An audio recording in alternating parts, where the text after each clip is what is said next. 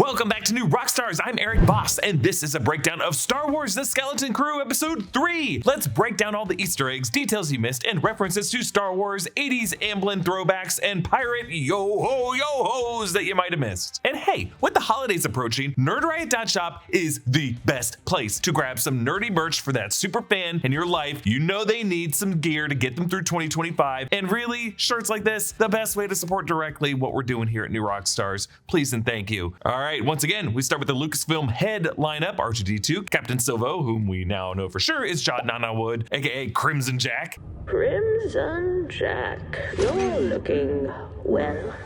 Then an RX series droid, C-3PO, Darth Vader, Anakin Skywalker in his wizard pod racer helmet, an At Attin safety droid, a Mandalorian helmet, and SN-33. We open episode 3 on the At Attin city center. Now you'll notice along the hill crest in the distant background are two antenna towers that I wonder might connect to the grid of red lights that we saw through the green nebular gas clouds. I'm also real curious what happens in this creepy dome that we see in the lower center of the opening shot. Could this be the entrance to the mine if this is a mineral-rich planet that has produced all the wealth to make this one of the crown jewel planets of the Old Republic? And you'll notice each of the next two shots is a lone safety droid marching from the city center from the still unseen supervisor of At Attin to Fern and Farah's upscale cul-de-sac. And you'll notice a few new vehicles are parked out front. Numa, Neel's mother, who's probably a saint, offers Wim's father, Wendell, some tea, while Farah, Fern's mother, says that when she was a kid, she too would sneak out and safety droids would always bring them back. So not only is being a rebellious youth in the family, we now know from this that multiple generations of families have lived in this same weird system of a planet. KB's moms worry about her visor being offline and say she has very urgent medical needs. Now it's hard to know if the visor has like an actual medical support function, like a asthma breather, or if these two are just some helicopter parents, or we're in Star Wars, so I guess LAT parents who wire up their kid with a medical alert headset to keep tabs on every heartbeat. By the way, one cool detail that I didn't initially catch in last week's breakdown: the school bus trams operated by the RX droids of At Attin, when they drop the kids off at the school, emit this chime. Proceed to class.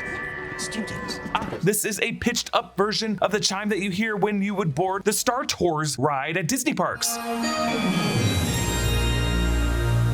There's also another really cool Star Tours Easter egg later in this episode. So onto the docks of Port Borgo, and I love how they designed these docks to look like space versions of actual piers of a pirate port town. Long piers over this blue rippling shield layer that looks like the lapping waves upon the sand. Also, some rope netting just hangs from these docks. Now, some further details that we should discuss in regards to Port Borgo. I mentioned last time the connection to Borgo Prime, which canonically first came up in the 2018 reference book Star Wars Smuggler's Guide, but the location actually dates back far further to the 1995 novel Young Jedi Knights Shadow Academy, a spaceport built into an asteroid, a colony originally established by the Rakatan invaders. Now, Rakata, in addition to being a misspelled Pokemon, was an ancient empire, a slaver society who actually invented hyperspace technology, and you'll know them from Knights of the Old Republic. And unfortunately, Knights of the Old Republic isn't considered technically canon, but it totally is. In Andor Season 1, Episode 4, they name drop the Rakatans. Luthen Rael's crystal necklace that he used as collateral for Cassian Andor, he said was a relic from the Rakatan era. Celebrates the uprising against the Rakatan invaders. So, with this series referencing Old Republic credits, meaning a period thousands of years before even the prequel era, or even the High Republic era that was just a couple hundred years before that, this could just be another example of Legends backstory, and I even hate calling it Legends.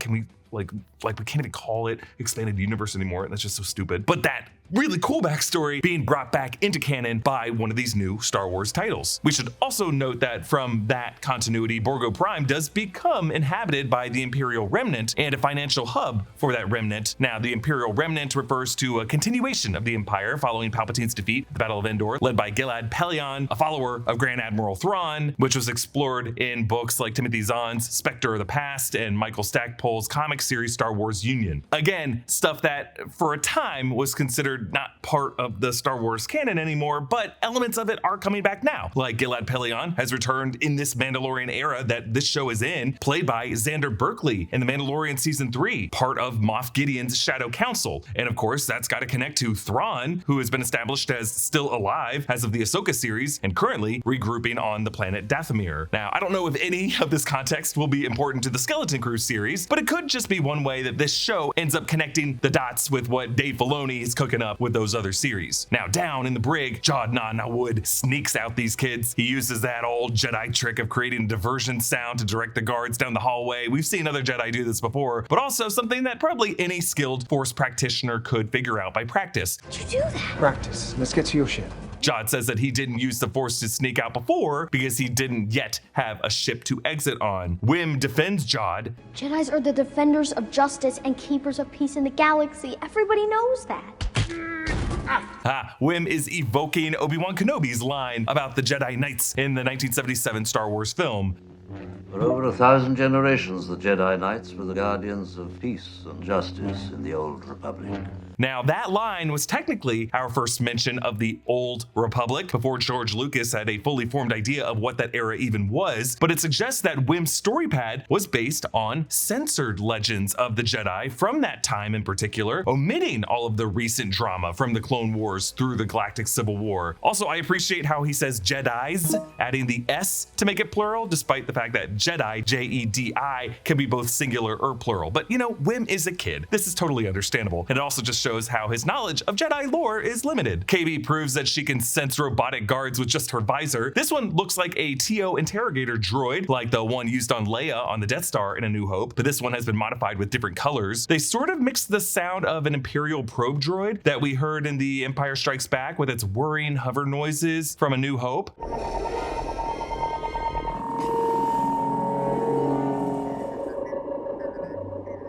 Fern mocks Jod's Force influence. So I guess KB's got the Force too. The Force flows through us all.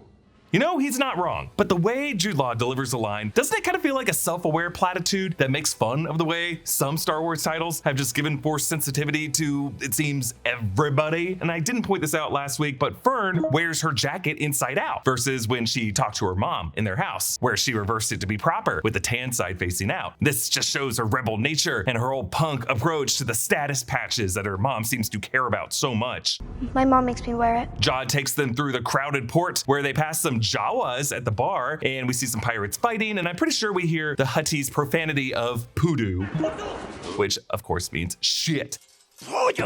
Actually, the Klatooinian pirate that we saw last episode at Port Borgo is getting a tattoo of the Hutt clan that we saw on Jabba the Hutt's arm in Return of the Jedi. Now in the wide shot of the market, that kind of looks like some Togruta lacquer hanging from the shop, or at least I hope just a tapestry or a blanket that looks like it's in this pattern, because otherwise it might be like a hunting trophy or like some skins of Ahsoka's people. God, I hope not. There's also a ship out there on the far right that looks like the Razor Crest. Remember Din Djarin's first ship? Now, of course, that was destroyed in season 2, so maybe it's just, you know, an asset Easter egg. We also know that in addition to Hondo Onaka's ship moored at this port, another one of the docked ships is the original design of the Millennium Falcon for the 1977 film before it was redesigned into the shape that we're more familiar with. This more linear design ended up being used for the design of the Tantive 4 in the opening shot of the film. This is such a cool detail, and you know, I'm gonna watch every Star Wars everything just to see when the artists add things like this in. And if you love what New Rockstars does and want to help support us do more of it, we now have a channel membership. We're starting small when it comes to the perks, but if you are able to, and if you want to rock some custom emotes in the comments, this is just a really cool way to help us keep making these kinds of in-depth videos. So they are ferried back out by the same Teak ferryman. An interview with 501st Legion confirmed that the Teak, who speaks Huttese, was voiced by longtime Star Wars actor Sam Witwer, and that the Teak's Huttese cover of Major Tom that Star Wars released a lyric video for on YouTube was produced and sang by Matthew Wood and David Collins.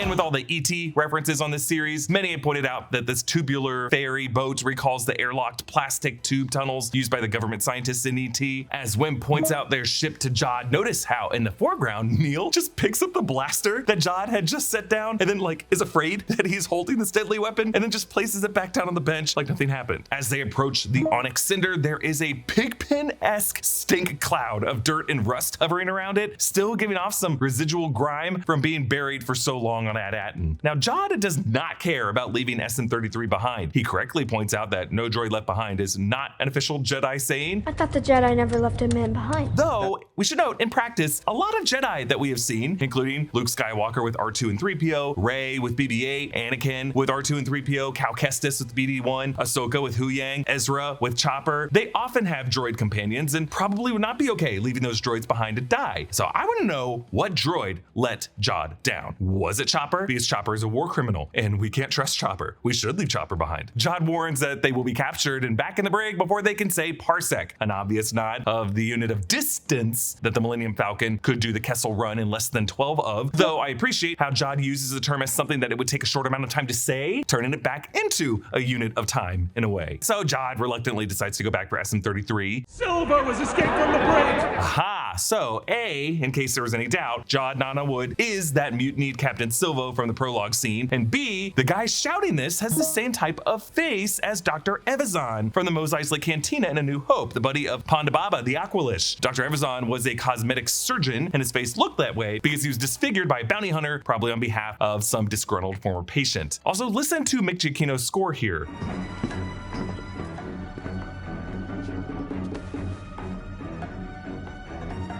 Doesn't it kind of sound like he's sampling Klaus Badelt in Hans Zimmer's Swords Crossed theme from Pirates of the Caribbean? You remember the music when Elizabeth Swann sees the Black Pearl crew's true skeletal form in the moonlight?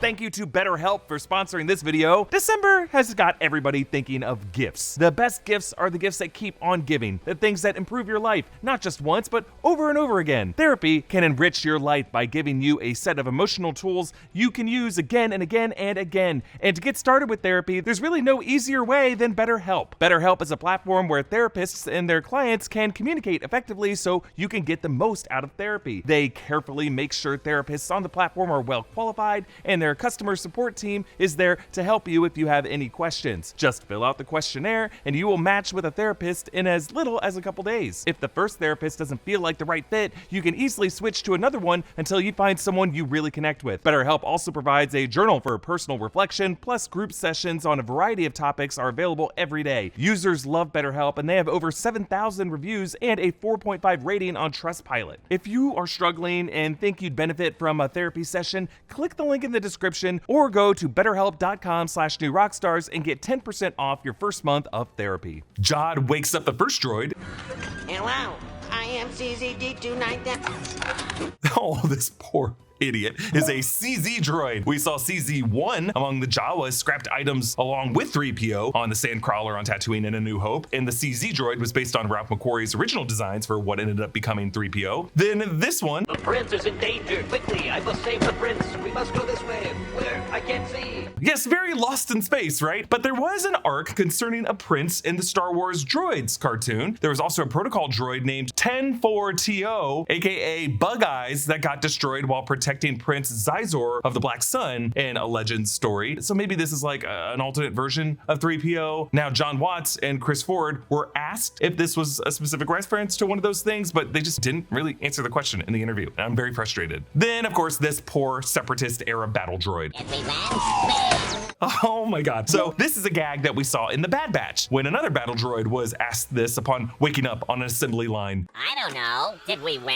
These were both probably droids who were shut down during the Battle of Naboo by Anakin blowing up the Trade Federation ship, who now were just kind of woken up years later wondering how that battle ended. To answer the question, no, you very much did not win. So Jod is found by an Ishi-Tib former crewmate named Benjar Pranik, who is voiced by the great Alfred Molina, someone with a long history with Lucasfilm as Satine Tipo in Raiders of the Lost Ark, and obviously worked with John Watts in Spider-Man No Way Home. Also in the background, don't these droid parts look like the arms of a WED Treadwell repair droid? Maybe separated from the base and hung upside down? Another droid that was also with the Jawas on the Sandcrawler in A New Hope. Also, obviously in the background, there's gonna be a Gonk power droid back there. Also, this whole scene with Alfred Molina's character is one take, and it's very Spielberg in the subtlety of that one take. It's just a lot of different setups. It seems like about 4 or 5 different setups where the camera just doesn't even cut. Meanwhile, the kids debate how Jod floated the keys. Again, all eyes on Neel in this moment. He's got a stick or something stupid that he's trying to levitate with his hand. Oh, Neel, what are you doing? Fern mentions a repulsor lift and a tractor beam as ways that you could float things without the force. A repulsor lift is that floating table. We saw one of these earlier in the brig level and also around Cloud City on Empire. Tractor beam, of course, is what larger ships use to draw in a smaller craft like the Death Star did to the Falcon. The kids debate if Jod wants this mythical treasure on At Attin, while in the background you can begin to see Jod fleeing the other pirates' blaster fire through the cockpit windows behind the kids. Jod ends up boarding and the kids round the corner and we see Kh'ymm skidding. Now Kh'ymm often comes to abrupt stops and skids, and I'm very impressed with this young actor for being able to do this. John Watts obviously loves 80s John Hughes movies, and this is just like in The Breakfast Club when the kids skid in the hallway when trying to avoid Mr. Vernon. Jod says, Watch this. Something similar said by Han Solo in Empire. Oh yeah? Watch this. Now, as Jod tries to pilot the Onyx Cinder to snap the fuel line, at the bottom of the screen is a Star Speeder 1000.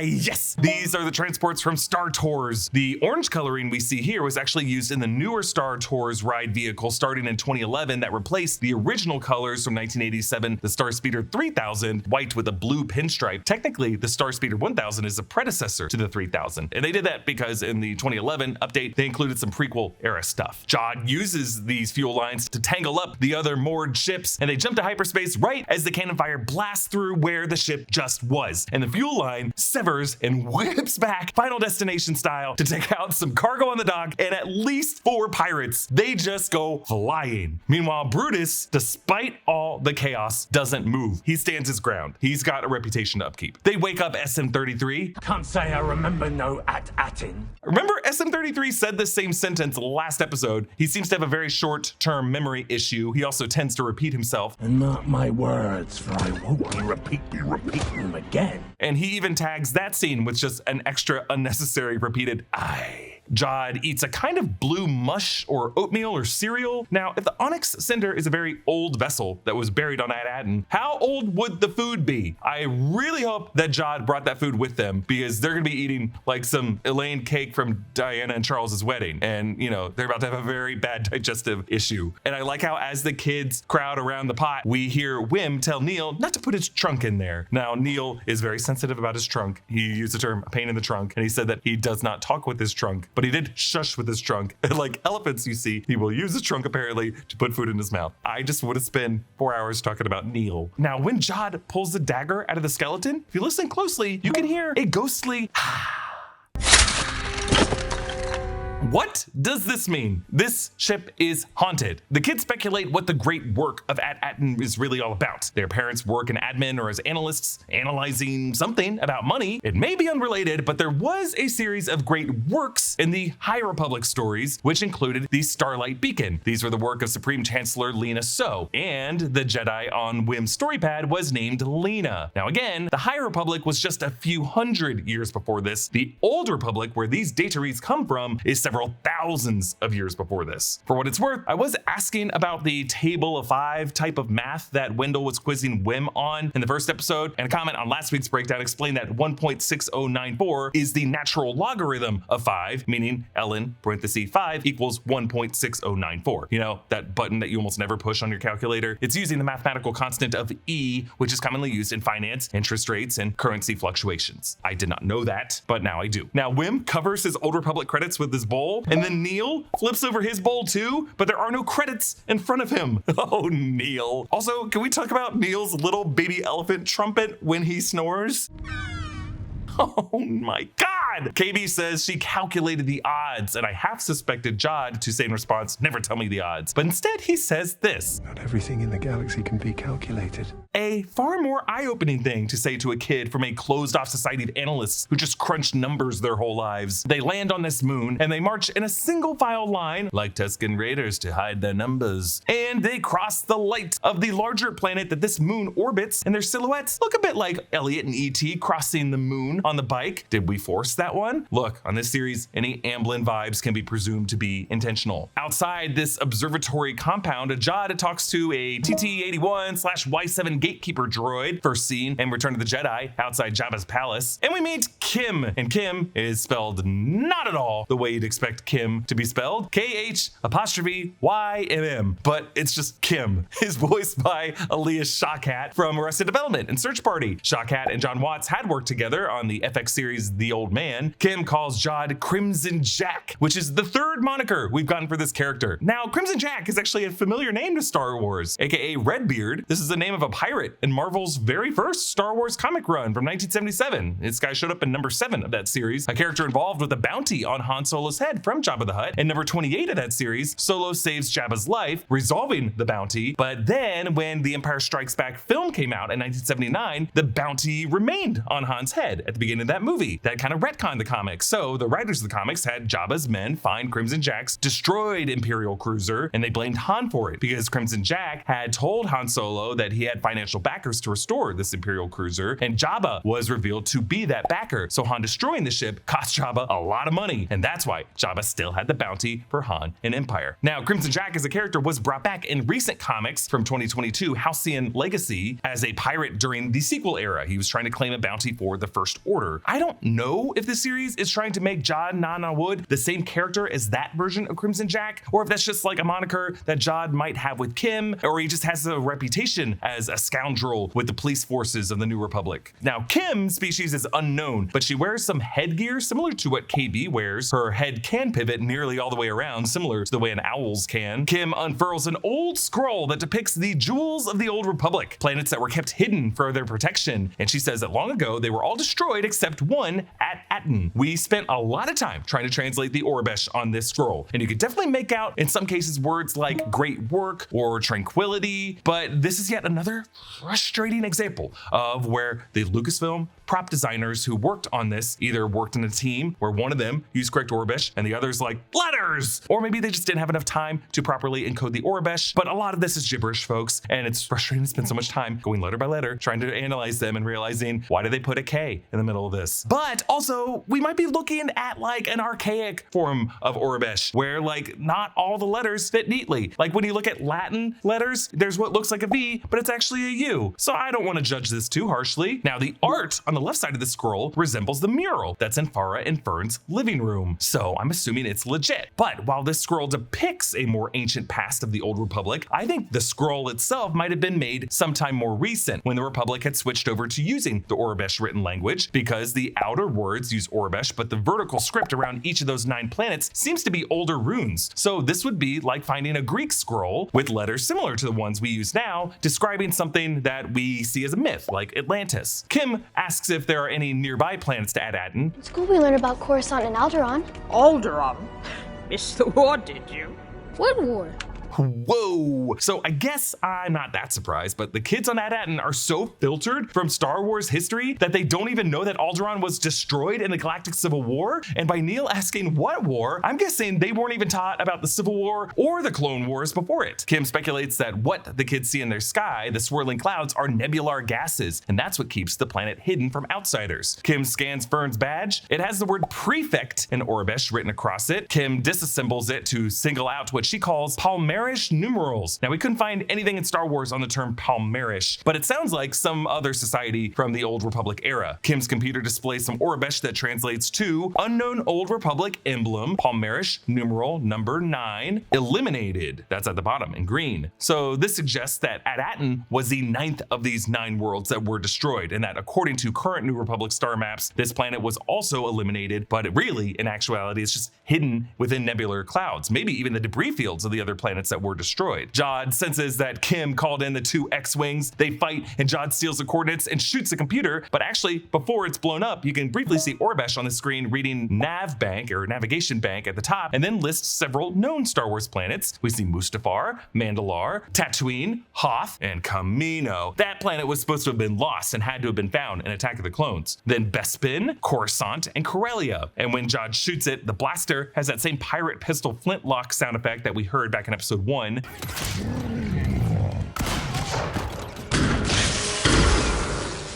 Which makes sense, as he would have gotten this blaster from the Onyx Cinder. Now the kids do not trust Jod on the way back onto his ship, and KB waves down the X-Wings. We're not going anywhere without coordinates. Hey! The X-Wings! Here we are! We're right over here! Stop! It sounds like KB, just using her headset, can remotely link with the ship's PA system. That's fun. Jod confesses that he's just like these kids, lost and alone, and that's honestly enough for them to trust him for now, but he agrees that he works for them. They launch the Onyx Cinder, and the 2 X-Wings turn to follow. Like the pairs of X-Wings that we've seen piloted by Trapper Wolf and Carson Teva and the Mandalorian in the Book of Boba Fett during this era, these X-Wings seem to be part of the contemporary New Republic Blue Squadron. This X-Wing chase might be one of the only times X-Wings have been shown as truly antagonistic and menacing, because these kids have never left At Attin before, so these starfighters to them might as well be TIE fighters. Damn it! The goons! Jod gives Neel the flight controls and takes Wim and Fern to the gunner seats. These 2 kids get to feel the rush that Luke felt in the dogfight in A New Hope. I got him! Great kid! Don't get cocky! I got him! That was my shot!